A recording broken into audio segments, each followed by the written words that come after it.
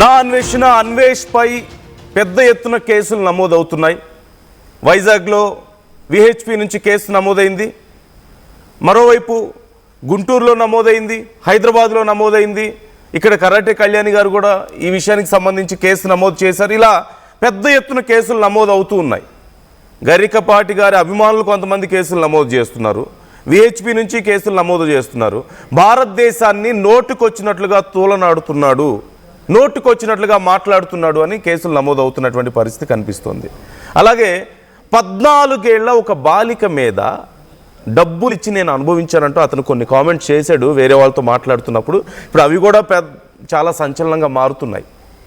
ఒకప్పుడు ఇదే ఆర్టీవీ కూడా మేము కూడా అన్వేష్తో మాట్లాడాం, అన్వేష్ని సపోర్ట్ చేసాం. ఎప్పుడు ఈ బెట్టింగ్ యాప్స్కి సంబంధించి అతను ఇనిషియేషన్ తీసుకున్నప్పుడు స్టిల్ అతను చేసిన పద్ధతిని మేము సపోర్ట్ చేయలే. ద వే అతను బెట్టింగ్ యాప్లు ప్రమోట్ చేసిన వాళ్ళని మాట్లాడిన విధానం గురించి కానీ వాటిని ఎప్పుడు మేము సపోర్ట్ చేయలే. బట్ ఆ ఇనిషియేషన్ని మేము కొంత అప్రిషియేట్ చేసాం. కానీ ఇప్పుడు జరుగుతున్నటువంటి పరిణామాలు, మొదటి నుంచి అతని భాష, అతని తీరు ఎప్పుడూ సరిగా లేదు.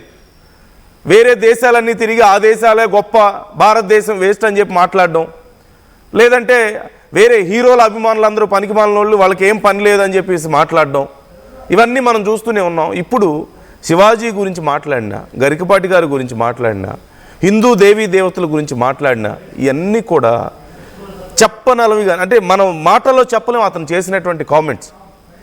సరే ఇవన్నీ కాదు, మొత్తం మీద సబ్స్క్రైబర్స్ తగ్గిపోతున్నారు, అన్ఫాలో చేస్తున్నారు చాలామంది అని చెప్పేసి సారీ చెప్తున్నా అన్నాడు. But it's not looking like sorry. అది ఒక బ్లాక్మెయిల్ లాగా కనిపిస్తుంది. నేను సారీ చెప్తున్నాను, నా సారీని యాక్సెప్ట్ చేయకపోతే మీకు వచ్చే సంవత్సరం అంతా మీకు దరిద్రం పట్టుకుంటుంది, మీరు నాశనం అయిపోతారని చెప్పి మాట్లాడుతున్నారు. అది రిగ్రెట్టా? It's a blackmail. మరి ఇప్పుడు థాయిలాండ్ వెళ్తూ ఇప్పుడు కూడా అదే మాట్లాడుతున్నాడు, థాయిలాండే గొప్ప దేశం, ఇండియా వేస్ట్ అని. ఓకే, అక్కడ మంచి లేదని మనం చెప్పలేము. ఖచ్చితంగా ప్రతి దేశంలోనూ మంచి ఉంటుంది, చెడు ఉంటుంది. థాయిలాండ్లో మొత్తం 100% మంచేనా? అక్కడ ఏం లేవా? అక్కడ ఎలా బిజినెస్ జరుగుతుంది, ఏం జరుగుతుంది అనేది మనకు తెలియదా? డ్రగ్స్ కల్చర్ గురించి మనకు తెలియదా? వీడు అక్కడ లీగలైజ్ చేస్తారు, రోడ్డు పక్కన ఎక్కడ చూసినా కనిపిస్తుంటుంది మనకి. ఇలా మంచి చెడు రెండూ ఉన్నాయి. కాకపోతే ఎన్ని కేసులు నమోదైనా, చాలామంది కేసులు పెట్టాలని చెప్పి అడుగుతున్నా అతన్ని ఇక్కడికి తీసుకురావడం అనేది సాధ్యం అవుతుందా? ఫస్ట్ థింగ్, అతను చేస్తున్న మాటలు, అతను మాట్లాడుతున్న మాటలు, అతను చేస్తున్న కామెంట్స్, అతని బిహేవియర్ అంతా ఇట్స్ వర్స్ట్. మాట్లాడుకోవడానికి కూడా ఇంకా చాలా చీప్గా అనిపిస్తుంది. బట్ ఇక్కడ ప్రాబ్లం ఏంటి? చర్యలే ఉండవా? ఎవరు సోషల్ మీడియా చేతిలో ఉంది కదా, నోటికి వచ్చినట్లు మాట్లాడితే అయిపోద్దా? మన దేశం గురించి, మన దేవతల గురించి, మన సమాజంలో ఉన్న కొంతమంది ప్రముఖుల గురించి, మన గురించి ఏది మాట్లాడినా అయిపోద్దా? వేరే దేశాల్లో ఉంటే సరిపోద్దా? ఇక్కడికి రప్పించలేమా మనం? కేసులు పెడితే ఉపయోగం ఏమి లేదా వేరే దేశాల్లో ఉన్న వాళ్ళ మీద? సబ్స్క్రైబర్స్ నాకు అవసరం లేదు, ఒక్కలో సబ్స్క్రైబర్స్ అని చెప్పి మాట్లాడుతున్నాడు. సో ఇప్పటికే సబ్స్క్రైబర్స్ భారీగా తగ్గిపోయారు, ఇంకా తగ్గుతూనే ఉన్నారు. బట్ ఏం చర్యలు తీసుకోవాలి అతని మీద? ఏం చేయాలి ఇతని విషయంలో? కేసులు పెడుతున్నారు, కేసులు పెడితే అయిపోయిందా? లోకల్ పోలీస్ స్టేషన్లో కేసు పెడితే ఏం జరుగుతుంది? అసలు ఏం జరగాల్సిన అవసరం ఉంది? మనం ఒక అడ్వకేట్తో కూడా ఇప్పుడు మాట్లాడబోతున్నాం.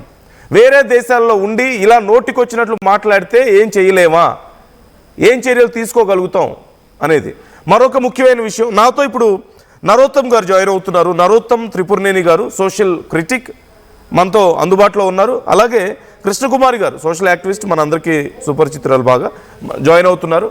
మీ ఇద్దరికీ స్వాగతం అండి, నరోత్తమ్ గారు అలాగే కృష్ణకుమారి గారు. Welcome to RTV debate. కాకపోతే ఇక్కడ ఒక్క విషయం వ్యూవర్స్కి నేను చెప్పదలుచుకుంది, మీకు కూడా ఇది కేవలం ఏదో అన్వేష్ గురించి ఏదో మాట్లాడేస్తున్నాం, నెగిటివ్గా మాట్లాడేస్తున్నాం అనేది కాదు. ఖచ్చితంగా అందరికీ అవకాశం ఉంటుంది.